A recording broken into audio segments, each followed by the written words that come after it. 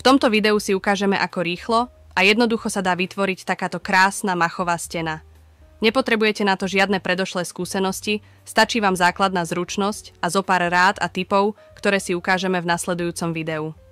Na tento obraz som si zvolila kombináciu rôznych machov. Kopčekový mach korytnačka, plochý mach prémium,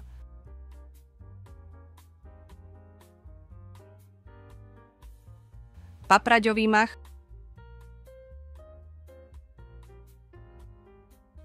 a provensalský kopčekový mach.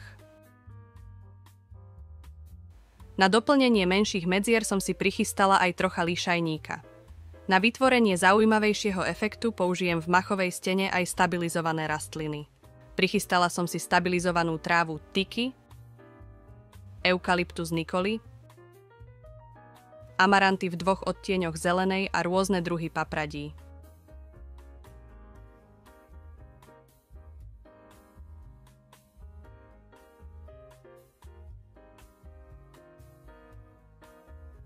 Na lepenie machov budem používať lepidlo na stabilizovaný mach so stierkou, ktoré sa ľahko rozotiera a práca tak ide oveľa rýchlejšie než stavnou pištolou.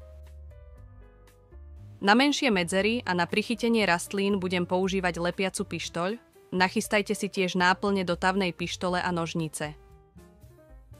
Machovú stenu môžete bez problémov nalepiť na holú dosku, napríklad preglejku, OSB dosku, sololit a podobne. Ja som sa však rozhodla, že vytvorím orámovanú machovú stenu. Rozmer môjho rámu je 200 x 80 cm. Odporúčam začať s kopčekovým machom, ktorý je najvyšší a väčšinou tvorí dominantu celého obrazu. Nanesiem si lepidlo a jednotlivé kopčeky jemne pritláčam k sebe, tak aby medzi nimi nevznikali viditeľné medzery. Z kopčekového machu môžete vytvarovať nejaký konkrétny tvar, alebo ho rozmiestnite úplne náhodne. Ja spravím 3 ostrovčeky, ktoré budem následne obkladať ďalšími machmi.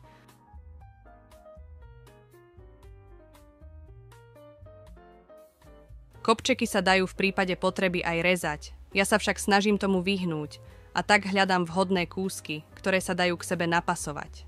Ak robíte obraz iba z kopčekového machu, rezaniu sa nevyhnete, ak chcete vyplniť medzery po okrajoch alebo v rohoch. V mojom prípade to však nie je potrebné.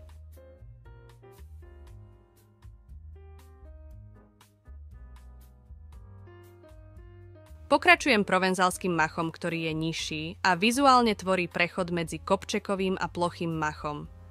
Ploché machy sa lepia naozaj jednoducho, pretože sú ľahké, i hneď prilnú na lepidlo a dajú sa rôzne tvarovať. Plochý mach sa dá ľahko strihať nožničkami, takže si ho viete upraviť podľa potreby. Môžete si vystrihnúť mach na vyplnenie nejakej konkrétnej medzery, alebo ho zastrihnúť do pravého uhla a nalepiť ho do rohu. Postupne som vyplnila celú plochu obrazu machmi. Lepidlo si nanášam postupne na miesta, kde plánujem lepiť mach. Lepidlo neschne hneď, takže sa nemusíte báť natrieť aj väčšiu plochu naraz. Ak by sa vám niečo nepodarilo, alebo by sa vám mach v danom mieste nepáčil, v tomto štádiu je ho možné ešte odlepiť a vymeniť. Striedala som jednotlivé druhy tak, aby som vytvorila určitý relief. V niektorých častiach bude mach nižší, v niektorých vyšší. Menšie medzery vyplním lišajníkom.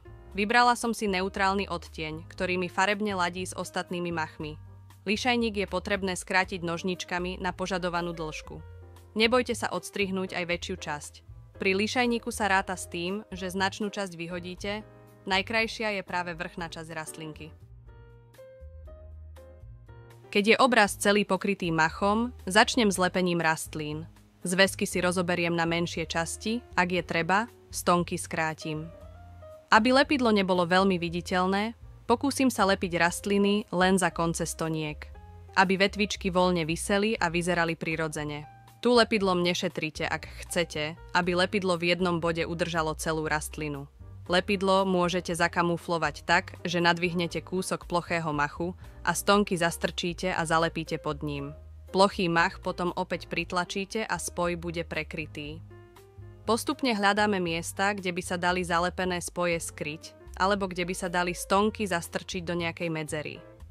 Veľmi dobrý spôsob, ako prekryť nejakú medzeru alebo zakryť nepekné miesto, je použitie paprade sertulária.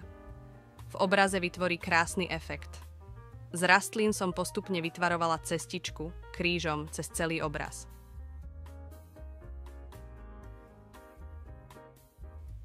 Chudobnejšie miesta som ešte doplnila visiacim amarantom. Tento druh rastliny je v machových obrazoch obzvlášť obľúbený a takisto vám zakrie prípadné nedokonalosti. Obraz máme hotový, už ho zostáva len zavesiť na stenu. Vytvoriť túto machovú stenu mi trvalo cca 2,5 hodiny. Čistá plocha steny je približne 1,5 metra štvorcových, z čoho si viete jednoducho vypočítať, koľko bude výroba steny v podobnom štýle trvať vám. Podľa tohto návodu zvládnu machovú stenu bez problémov aj začiatočníci.